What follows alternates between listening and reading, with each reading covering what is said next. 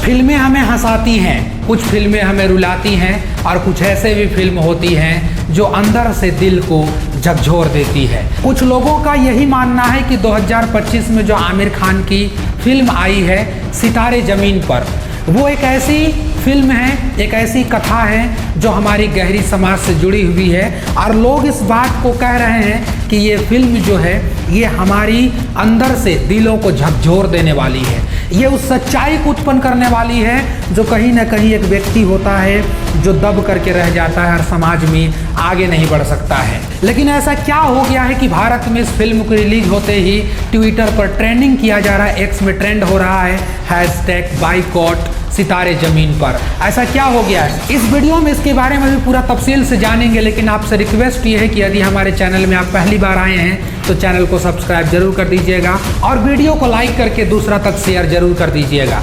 तो चलिए सबसे पहले बात करते हैं ये जो रिलीज हुआ है 2025 में आमिर खान का जो फिल्म है सितारे ज़मीन पर, उसके बारे में। एक तरफ का कहना है कि ये मात्र एक फिल्म नहीं है बल्कि एक वो आईना है जो हमारी सोच, हमारी व्यवहार की तस्वीर को दिखाती है। इस फिल्म की कहानी की अगर बात करें तो इस फिल्म में कहानी है कोच के बारे में जो समाज सेवा के लिए एक स्पेशल खिलाड़ियों की टीम को ट्रेनिंग देने आता है।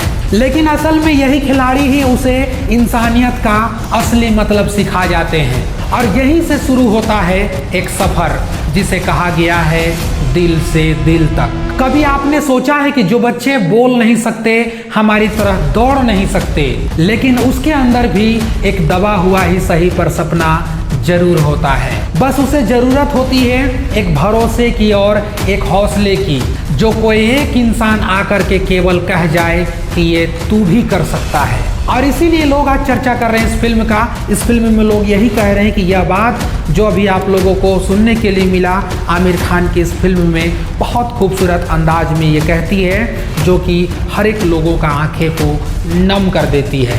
अब ये तो हो गया फिल्म के अंदर छुपी हुई खासियत का मतलब, लेकिन अभी इससे इतर जो हिंदुस्तान के एक्स पर यानी कि जो पहले ट्विटर था उस पर #बाइकॉट सितारे ज़मीन पर जो ट्रेंड हो रहा है उस पर भी बातें करते हैं कि आखिर ये क्यों हो रहा है। तो इसके कई पहलू है, 1 2 3 करके हम लोग समझ जाते हैं। जिसमें पहला पहलू है कि 2020 में आमिर खान ने तुर्की का यात्रा किया था और जो फर्स्ट लेडी थी उनसे जाकर के वो मिले थे। भारत में रह रहे कुछ लोगों का मानना था कि तुर्की हर वक्त पाकिस्तान का सपोर्ट करता है, हर वक्त पाकिस्तान का गुण गाता है, भारत का फेवर नहीं करता है। जब भी भारत और पाकिस्तान की बात आती है तो वो चला जाता है पाकिस्तान की ओर। और इसीलिए भारत के कुछ हिस्से के लोग ये बार बार कहने लगे कि जो पाकिस्तान का सपोर्ट करता है उनसे जाकर के मिलना ये कैसी देशभक्ति है। तो ये एक प्रकार का देशद्रोही को दिखाता है। हालांकि इस मैटर पर अभी चंद दिन पहले जो आपकी अदालत रजत शर्मा चलाते हैं उनमें सवाल भी पूछा गया था कि आखिर आपने वहां गया था, तो आमिर खान ने इसका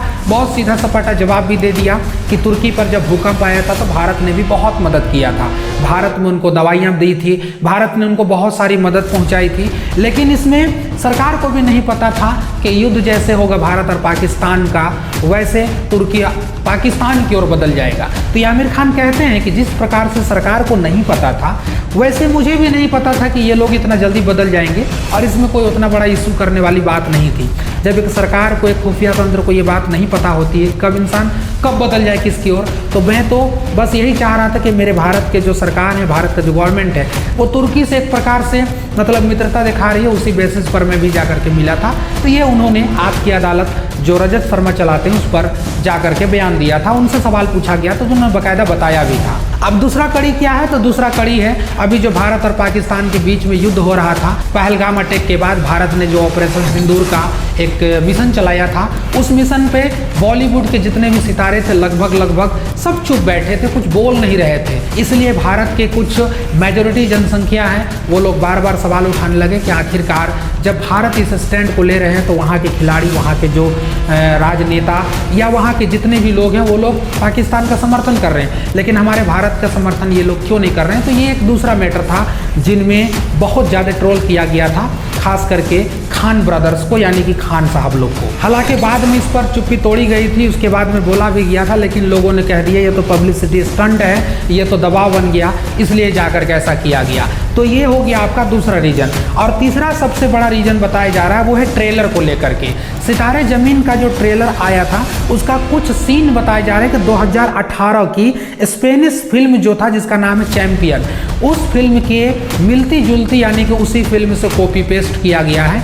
इस पर भी लेकर के काफ़ी ज़ोर से विवाद चल रहा है। तो ये कुल मिलाकर के कुछ लोगों की जो मंशा है जिससे इत्तेफाक नहीं बैठ रहा है, और कुछ लोग इसको बाइकॉट #बाइकॉट सितारे ज़मीन पर ये चला रहे हैं। अगर आपने ये मूवी देख ली होगी तो आप भी हमारे कमेंट बॉक्स में ज़रूर बता दीजिएगा कि इस पर क्या क्या है, या हमने जो आपकी बातें बताई उस पर आप भी बता सकते हैं कि कौन कौन सा चीज़ छूट गया है। हमारे कमेंट बॉक्स में आप साझा जरूर कर सकते हैं। तो ये कुल मिलाकर के एक ऐसा ट्रेंड चल रहा है ट्विटर पर, जिसमें लगा कि हम आप लोगों के सामने आएँ और आप लोगों के सामने ये बात बताएं कि आखिर ये क्या मामला चल रहा है। फिर से एक बार, अगर हमारे चैनल में आप नए आए हैं, चैनल को सब्सक्राइब करके जरूर जाइएगा।